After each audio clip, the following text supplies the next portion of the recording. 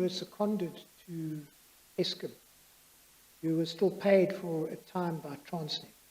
Is my recollection correct? That is correct. You want to keep your mask on, or is it on by mistake? All right. Thank you.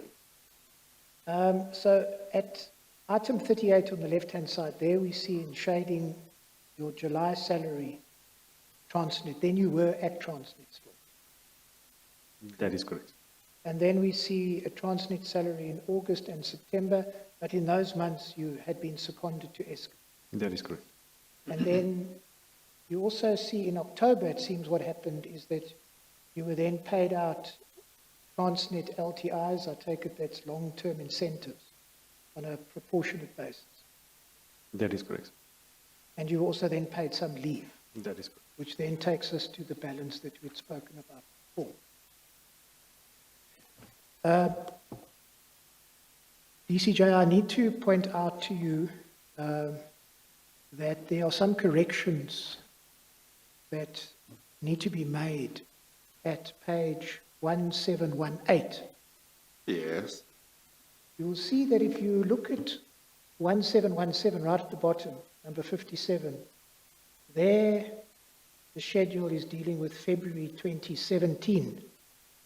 But when you go to 1718 and you pick up at March, it reflects March 2016. So those Yes. years in that column should actually be 17. Oh, okay. And then the other correction that needs to be made is that when you get right to the bottom, and it refers to transfer money market, that first account there, I'm sorry, I just want to make sure that I correct it. DCJ, I've asked Mr. Benjamin To prepare a he will prepare a supplementary okay. affidavit, and there will be a replacement page. Okay, no, that's fine. None of this is particularly material for Yeah. present purposes. Then under the heading transfer money account, On the same page. 1718 at the bottom, Yes. you see on the Transfer left-hand minimum, side. yeah, yes. The first of those accounts there ends 398. That actually is the incorrect account number. It should be an account number ending 607. 607. Yes. And then those fours that you see under the heading transfer money account, it just needs to be clarified that that is actually the 4th of December. Oh. So that should be 4/December. Yes, okay, okay.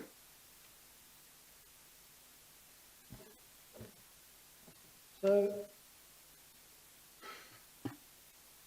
what we have here really in summary, Mr. Singh, is that in 3 years and 3 months or so, we see an accumulation of about 19 million rand in salary, let me call it remuneration, because it's not just salary, it's also incentives and the like. And we see outflows of just short of 700,000. That's all in those 3 years and 3 months. So the question that I just want to discuss with you is, how is it that you were funding your day-to-day expenses and your lifestyle during these 3 years and 3 months? Mr. Chair, at this point, Mr. Chair, the discussions that we had with the chairperson yesterday, as well as Mr. Myberg and the investigation team, obviously we've now understood that the team and the commission has access to a number of my bank statements, not only this bank statement. And Mr. Chair, it's concerning for me to be requested to answer this question, given the fact that you have access to these other bank statements, because these other bank statements would reflect the fact that my lifestyle was funded from those bank statements, as I've testified yesterday. The debit orders, credit cards, groceries, electricity, water, all my normal expenses would have come off those accounts.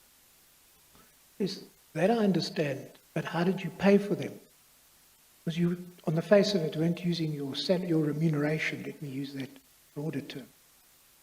That's really the question I'm asking you. I mean, obviously you must have, like everyone, had accounts and debit orders and the like. The question really goes to how are you funding that? In other words, what was the source of the money you used to operate those other accounts from which you were funding your living expenses and lifestyle? But again, Mr. Chair, it's again concerning that having analyzed this account in detail that you have, having access to the bank statements that we now know you have, that the Commission doesn't have an answer to that question. And again, Mr. Chair, the answer to that because question... you're not going to give the answer, or what? No, Mr. Chair. It goes to the point of the fact that the Commission has these documents. Yes. You've conducted an analysis of this account. The bank statements that you have indicates that, as I said to you, the lifestyle was funded through those bank accounts. Those bank accounts also reflect salary payments, long-term incentives from Transnet. And this is why I'm saying it is... So are you saying your remuneration from Transnet didn't come through one account, it went into different bank accounts? Mr. In Chair, other words, are you saying that the remuneration from Transnet that we see reflected in this bank account over that 3-year period doesn't give the true picture of the money you were getting from Transnet?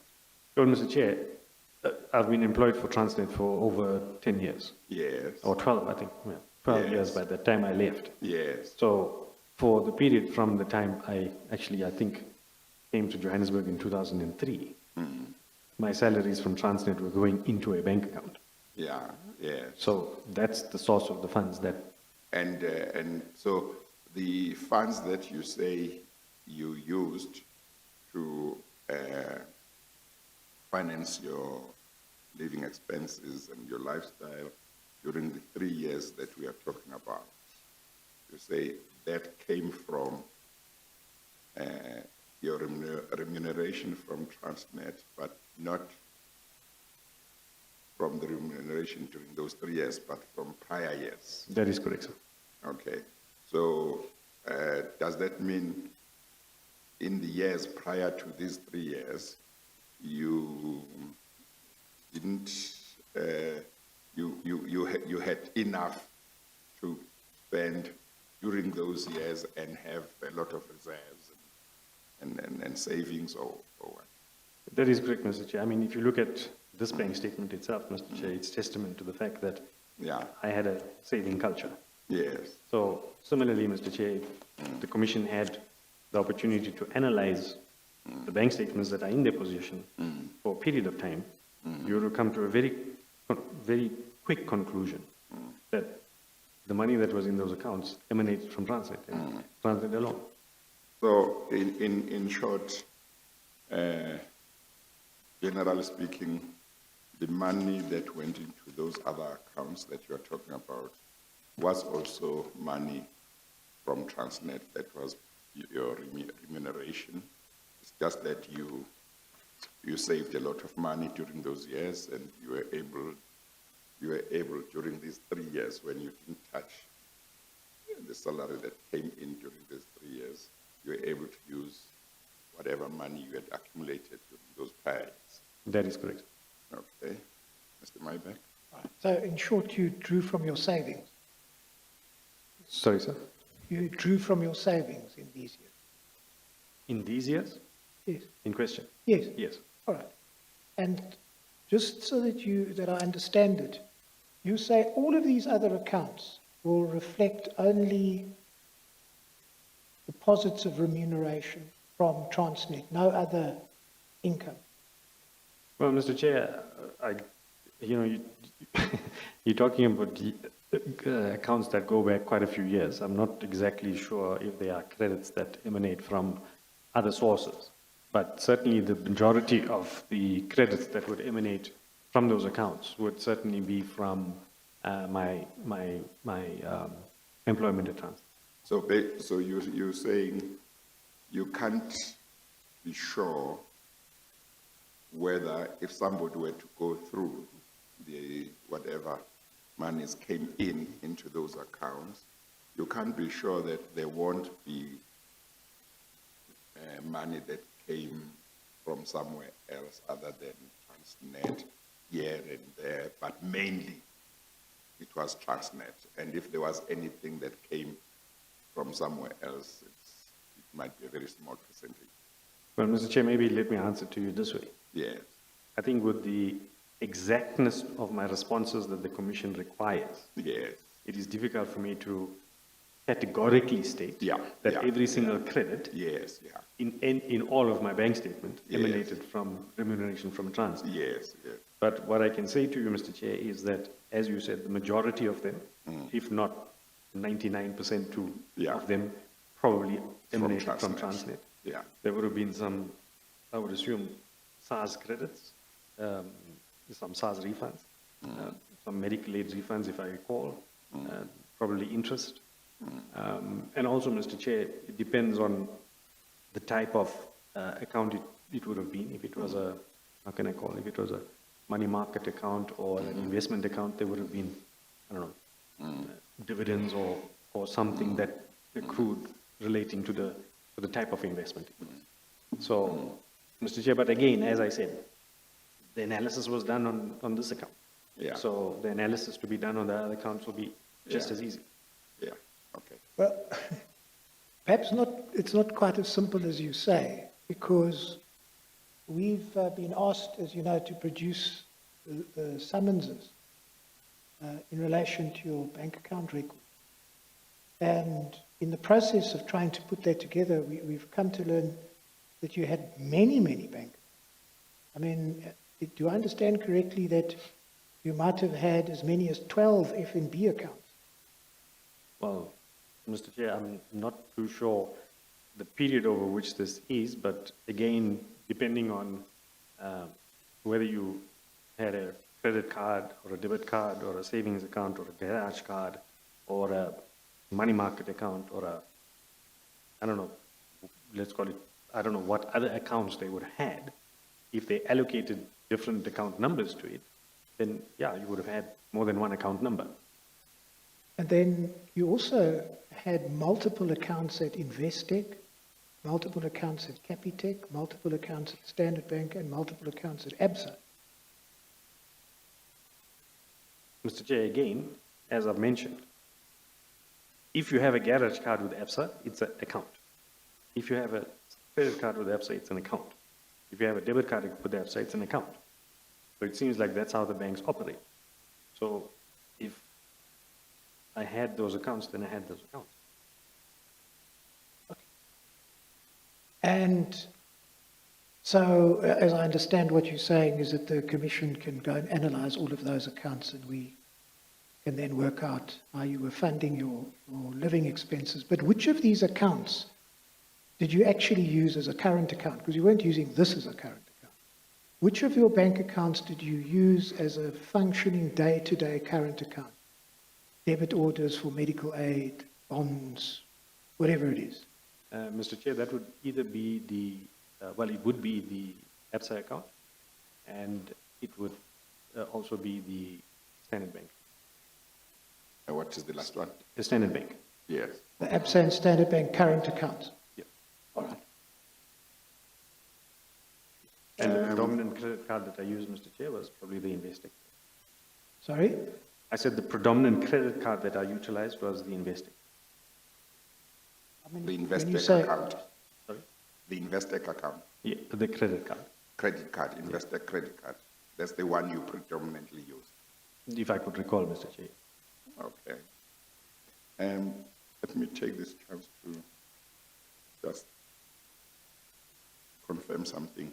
The payments that you would have made to Travel Excellence for your trips, you remember when you were giving evidence under the ExCom workstream, you said sometimes you paid by cash, sometimes I think EFT, and sometimes we use e-bucks. But which of the accounts would you have normally used for those payments for trips? Mr. Chair, I wouldn't recall offhand right now. You wouldn't recall.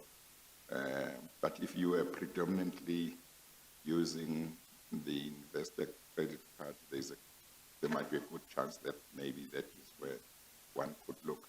You remember we said we need to look at the bank statements and bank records and see. Mr. Chair, recently I would recall that I used the investor credit card. The investor credit card. Yeah. Yeah. Okay, all right.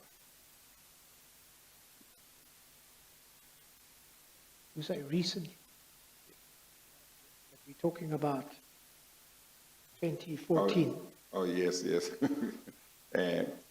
I thought you said you recently recalled that you would have used. No, sir. The period that I haven't gone in to try and find these records because, Mr. Chair, as I said, we don't have access to the record. 2014, 2015.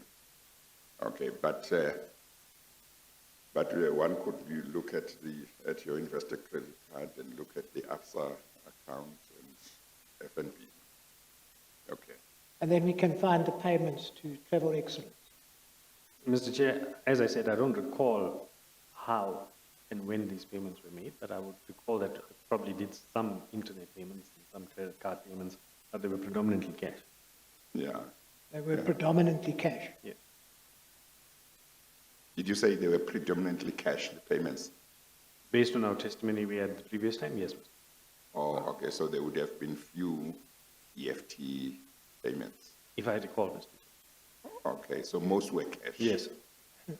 Okay, I had not understood your evidence like that before. So most were cash, and there might have been few that were EFT. That is correct. And those that were EFT would either be ABSA or investor account. Probably, Mr. Chair, but I cannot confirm. Okay. You see, Mr. Singh, my recollection of your evidence when Mr. Seleka was questioning you in relation to those payments is that your evidence was the other way around. That you said, look, occasionally you would pay in cash, but you explained that you would use a variety of different means. Can we take it now that you're settling on that usually you paid in cash? Mr. Chair, I don't recall that was... Well, I think not usually, Mr. Maybe predominantly or mostly. Yeah. So what is the proposition that we... No, he's asking whether we can take it that he says he understood your evidence when you were being questioned by Mr. Selega to be that usually or most of the time the payments were in cash, but there were some times when it was through other means. But he's saying, as he understands you now, he was saying usually, and I was correcting him, that you are saying most of the time it was cash. That's what you are saying. That's what you said. So he was wanting to confirm that he understands you correctly. That is correct, Mr. Okay. So predominantly cash.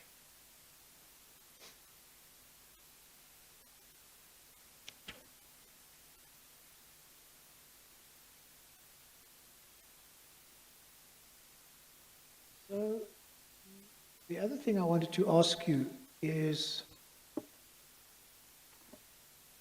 this is, as these bank statements show, this was not an interest-bearing account. You didn't receive any interest. That is correct, Mr. Chair. And in fact, what it shows is that there was a time when you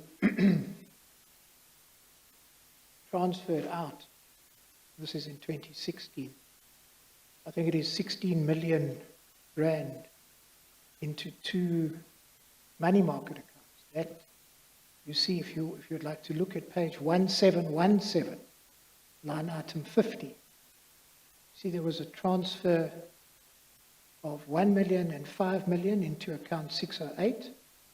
That's 6 million, and then there was transfer of 1 million and 9 million, 10 million into the money market account ending 607. Do you see that? That is correct. And I can take you to those statements, but once you made those transfers on a monthly basis, you were getting almost 100,000 rands in interest. That is correct. Why did you not put these proceeds or the inflow into an interest-bearing account? I mean, this is a huge amount of money. When you did that, you made 100,000 rand a month. Mr. Chair, in dealing with this question, Mr. Chair, is it possible to just take a 2-minute recess to consult? Mr. Mybeck? I have no objection. Yes. DC. Okay, we'll take, let's say 5 minutes adjournment. Thank you. Adjourn.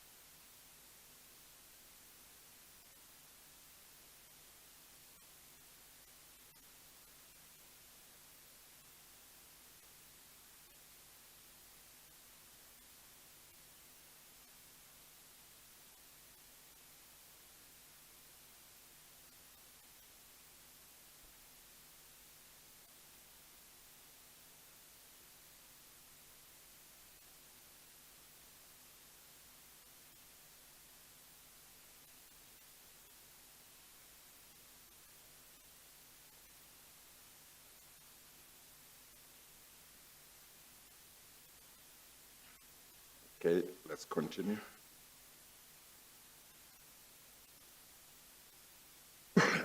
Your mic, Mr. Maybeck. Are you in a position to answer my question? Sorry, sir, just refresh my memory in terms of the question.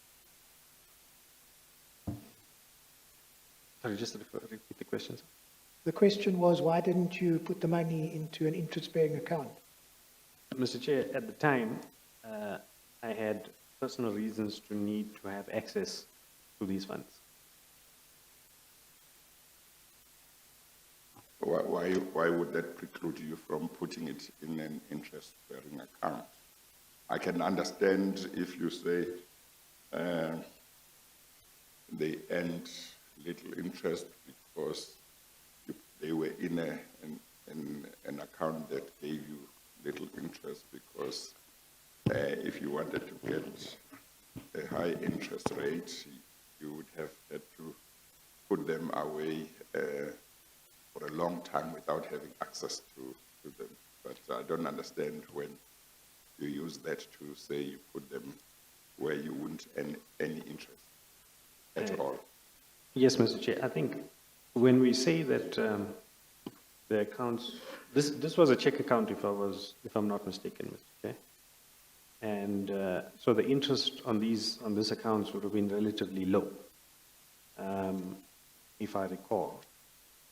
I'm just trying to check if it actually discloses interest on the. It actually doesn't.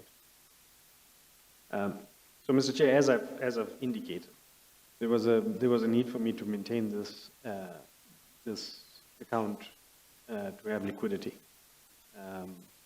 and at some point I was approached by the private banker at First National Bank, who suggested that there is probably a better way to still have access to the funding and have liquidity and still earn interest. And that's a point in time when I then agreed to open up these money market accounts, which then resulted in the earning of the interest. Mr. Maybeck. Yes. When you say the interest rate was relatively low, there was no interest in these accounts. I mean, unless you would have a better sense of them than me, but let me just take you, and you must correct me if I'm wrong.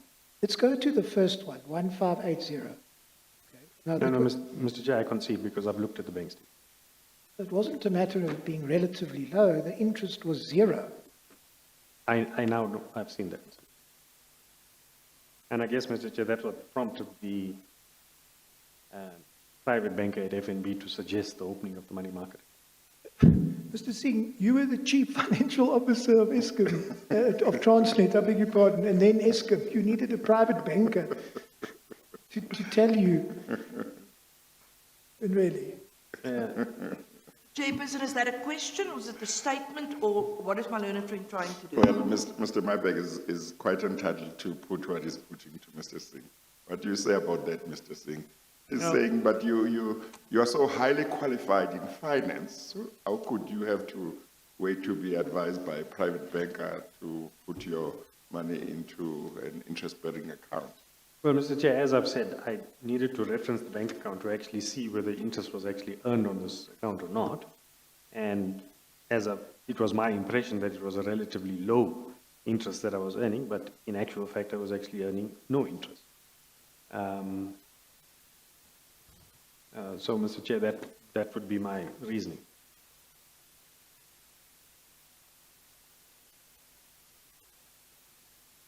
Well, I'm not sure that I understand that answer.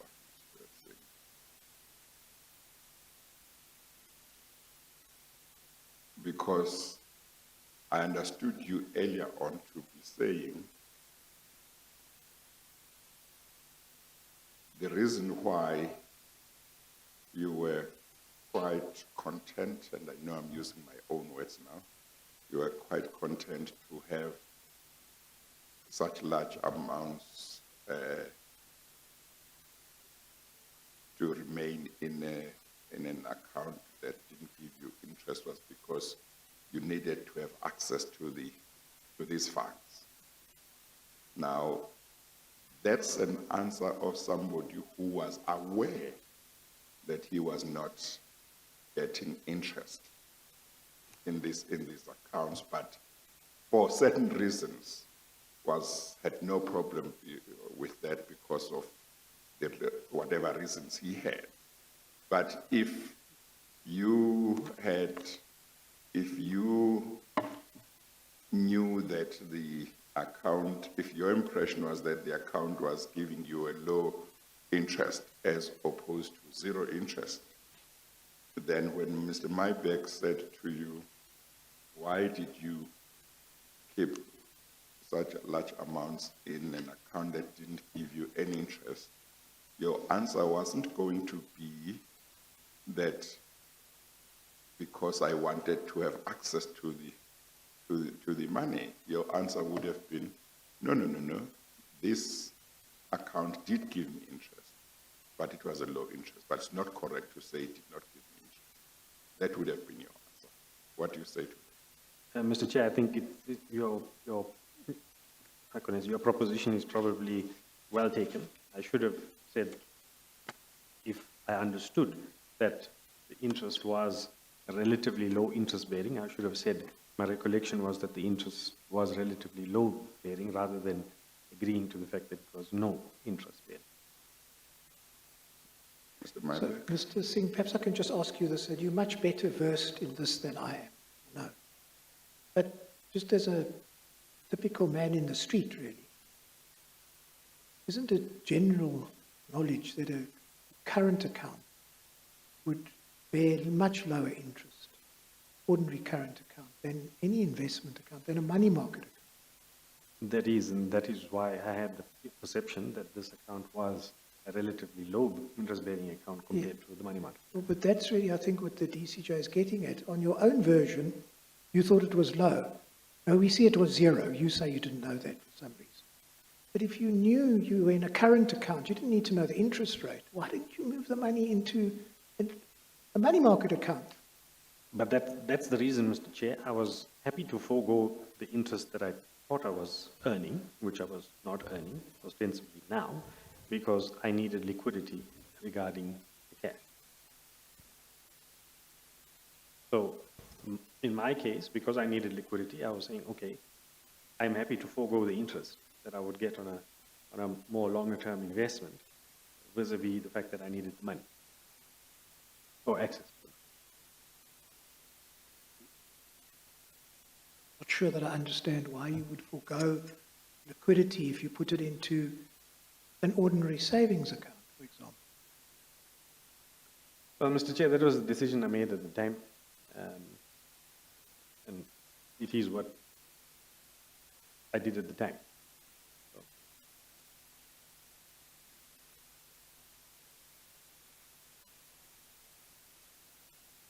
Mr. Singh, I'm just going to ask you one thing. I mean, did you pay less or more attention to your personal financial affairs than you did to the affairs of Transnet? Well, to be told, Mr. Chair, I actually probably paid more attention to the affairs of my professional work than my own. I see. Well, let me ask this question. As I understand your evidence, when you say you needed liquidity, that's why you kept these large amounts in an account that didn't give you interest. You mean you wanted to be able to draw cash from it or use it if and when you had a need? That is correct.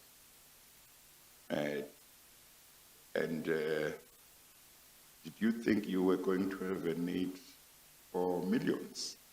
Mr. Chair, in this case, as I explained, as I explained originally, the need to have this quantum of savings was for a private and confidential reason.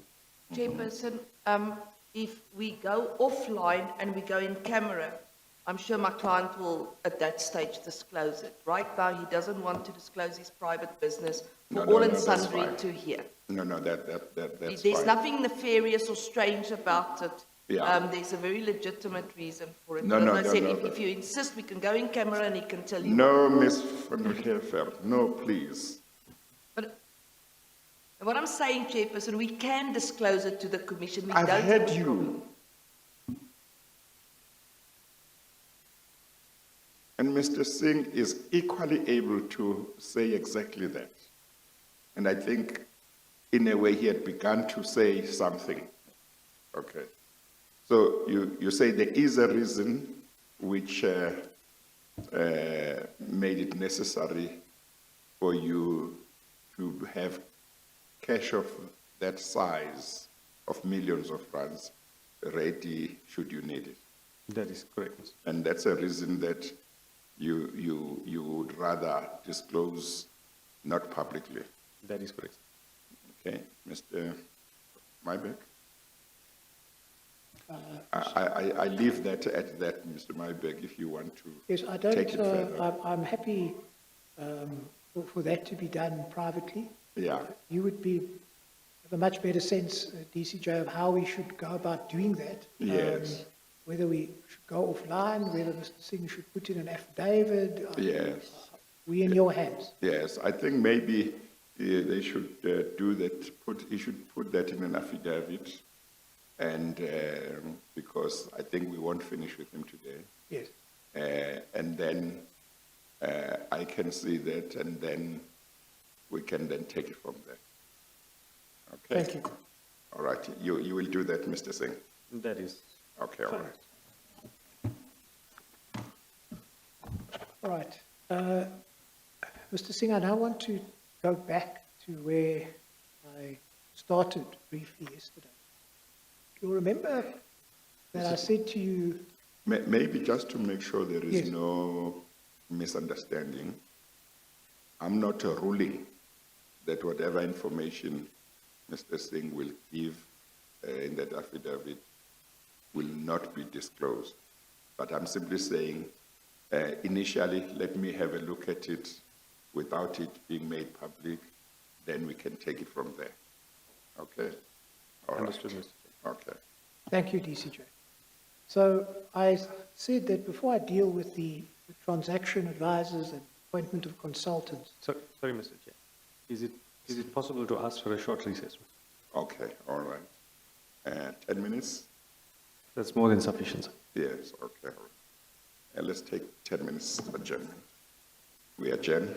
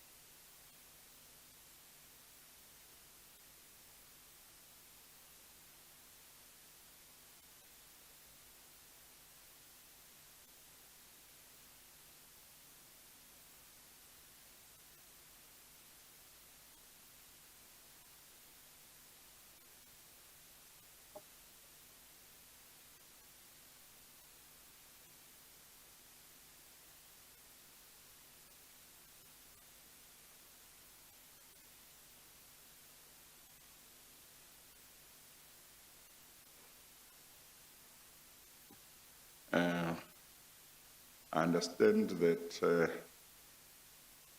counsel for Mr. Singh would like to request that we adjourn for the day. We wanted to ask if it's possible at this point to adjourn. We've explained to Chairperson in Chambers what's the reason. Don't think it's necessary to publicly broadcast it. I hope you understand the reasons. And Yes, but I think without going to details, it's related to Mr. Singh's health. I think simply put, that's my understanding. Mr. Chair. You confirm? Yeah. Mr. Mybeck? We have nothing to add, Chairperson. Yes. We accept. Yes. Okay, we are going to then adjourn because of health-related reasons to Mr. Singh, and another date will be arranged. You know, it's just important that we say something because the public knows that we don't have time, so we can't be seen to be not using time that is available for no valid reason. Okay, we are going to adjourn. Another date will be determined for Mr. Singh to continue with his evidence. So we'll adjourn for the day, and for the benefit of the public, on Monday, the Commission will hear the evidence of Mr. Gama, Siabonga Gama, under the Transnet work stream during the day, and in the evening, Mr. Mybeck. In the evening, we first will have Mr. Gigaba's application in relation to Ms. Gigaba's evidence. Yes. And then obviously subject to what you may or may not rule, Yeah. Ms. Gigaba might give evidence after that. After that, yeah. Okay, all right. We adjourn.